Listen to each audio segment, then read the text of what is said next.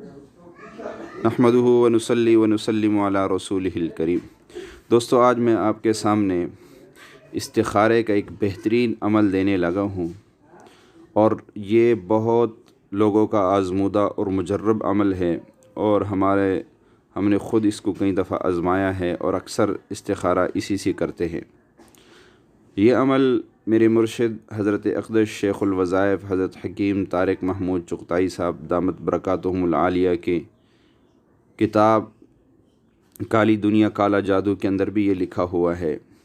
اسی طرح ہمارے ایک علامہ جو ہے، ان کی کتاب ہے جامع الوظائف، اس کے اندر بھی تقریباً صفحہ نمبر 588 کے اوپر یہ عمل لکھا ہوا ہے، اور دیگر کتابوں میں بھی یہ عمل آپ کو اگر ڈھونڈنا چاہیں تو مل جائے گا۔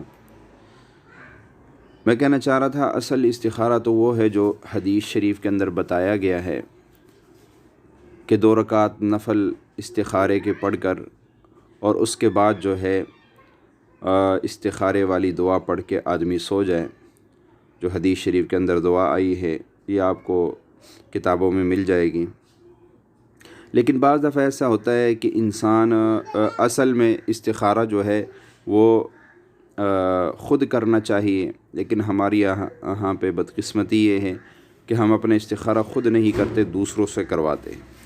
حالانکہ کہیں پہ آپ کو نہیں ملتا کہ کسی صحابی نے جناب نبی کریم صلی اللہ علیہ وسلم سے اپنے کسی معاملے میں استخارہ کروایا ہو۔ مشورہ تو ضرور کیا ہے، استخارہ نہیں کروایا۔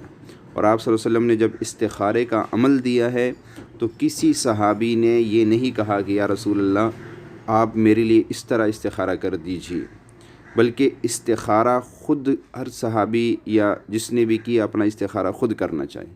آج کل تو ٹی وی پہ بیٹھ کر جو ہے 1 منٹ کا استخارہ کر کے بتا دیا جاتا ہے۔ تو جب ہم دوسرے کسی شخص سے استخارہ کرواتے ہیں نا، تو ہمارے ذہن میں اس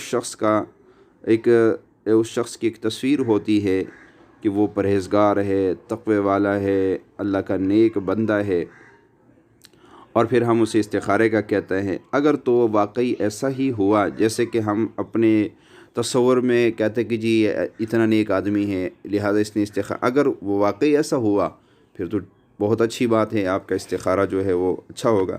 لیکن آج کل لوگوں نے استخارے کے نام پر دکان چلانی شروع کر دی ہے، اور بعض ایسے بھی کرتے ہیں کہ آپ نے ان کے استخارے کا کہا، ان کے پاس وقت نہیں ہوتا، وہ بغیر استخارے کی ہی کہہ دیتے ہاں جی فلاں کام کر لو، حالانکہ آپ تو یہ سمجھے کہ جی اس نے تو میرے لیے استخارہ کر لیا ہوگا، لہٰذا میں یہ کاروبار شروع کرتا ہوں۔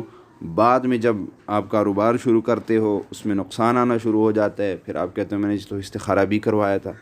تو بھائی استخارہ اگر آپ خود کرتے تو آج یہ دن آپ کو دیکھنا نہ پڑتا، کیونکہ سرکار دو عالم صلی اللہ تعالیٰ علیہ وسلم یہ استخارے والا عمل صحابہ کو یوں سکھلایا کرتے تھے کہ جیسے قرآن اور نماز کی تعلیم دیا کرتے تھے۔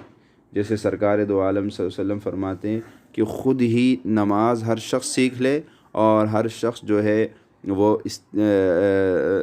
قرآن سیکھ لے، ایسے ہی استخارے کی بھی آپ تعلیم دیا کرتے تھے۔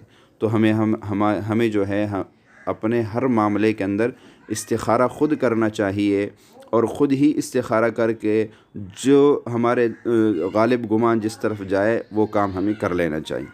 لیکن بعض لوگ ایسے ہوتے ہیں کہ وہ زیادہ دن انتظار نہیں کر سکتے ہیں، یا ایک کام ایسا آپ کا آگے ہے کہ آپ کو فوری فیصلہ کرنا ہے، کسی نے آپ کو کہہ دی فلاں کام ہے، آپ کے پاس 1 گھنٹہ ہے، آپ نے فلاں ملک جانا ہے، 1 گھنٹے میں ہمیں جواب دے دیے جائیں، فلاں جگہ رشتہ کرنا ہے، 1 گھنٹے میں جواب دے دیے جائے، یا فلاں جگہ سفر کرنا ہے، 1 گھنٹے کے اندر اندر بتا دیا جائے کیا کرنا ہے۔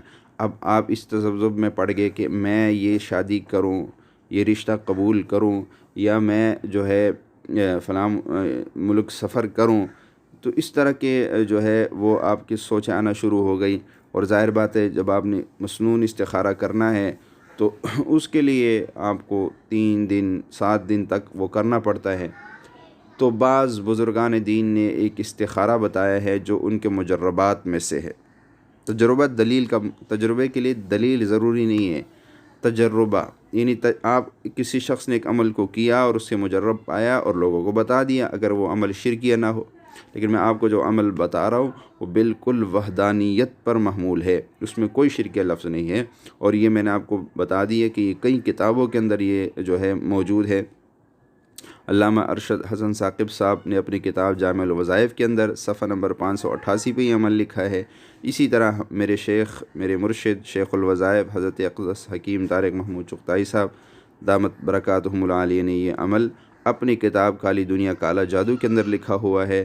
اس کے علاوہ بھی آپ کو بہت سی کتابوں میں یہ عمل مل جائے گا۔ تو چلیے میں عمل بتاتا ہوں۔ عمل یہ ہے، آپ نے جب بھی کسی معاملے میں استخارہ کرنا ہے، آپ نے سب سے پہلے وضو کر کے اور اس کے بعد جو ہے 11 دفعہ سورۃ الفاتحہ، 11 دفعہ جو ہے سورۃ الاخلاص، 11 دفعہ درود شریف اور 11 دفعہ تیسرا کلمہ پڑھ کے پھر آپ نے 2 رکعت نفل پڑھنے ہیں۔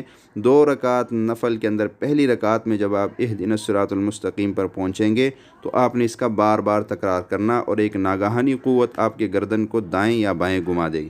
دائیں ہوا تو آپ کا کام ٹھیک ہے، بائیں ہوا تو آپ اس کام سے رک جائیے۔ یہ تھا آج کا مختصر استخارہ۔ ہمیں اجازت دیجیے۔ السلام علیکم ورحمۃ اللہ وبرکاتہ۔